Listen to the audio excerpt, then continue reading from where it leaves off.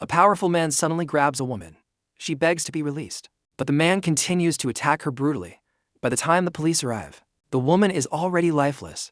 Instead of fleeing, the man raises his hands proudly and surrenders. Shortly after, the woman's husband, a police officer named Mason, returns home. Upon seeing his wife's body, Mason is consumed by rage. He draws his pistol and attempts to shoot the perpetrator. His partner quickly stops him because the suspect has already confessed. Mason then realizes that the culprit is Victor, a man he had arrested in the past. It is clearly an act of revenge. Mason points his gun at Victor's head, his face full of fury, but ultimately he lowers it. From that moment on, Mason begins to hate his own job. Following his wife's death, Mason lives in a state of guilt.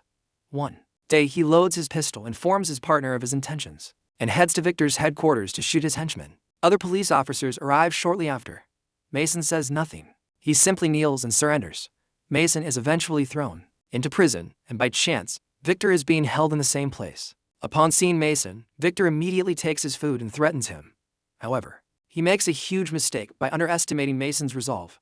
After returning to his cell, Mason sharpens a ballpoint pen shell until it is as sharp as a weapon.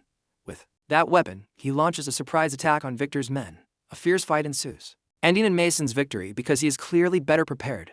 After the fight, he manages to take down one man, but before he can rest, two others grab him. Mason remains calm. He flips one of them, frees himself, and breaks the bald man's neck. The other man tries to attack Mason, but accidentally stabs his own friend instead.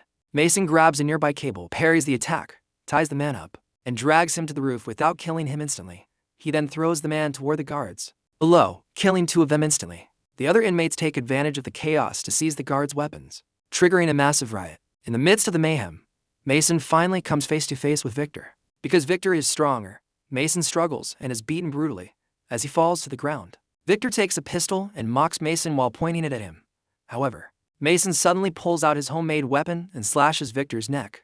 Mason stands up, takes the pistol, and finally avenges his wife's death. Yeah,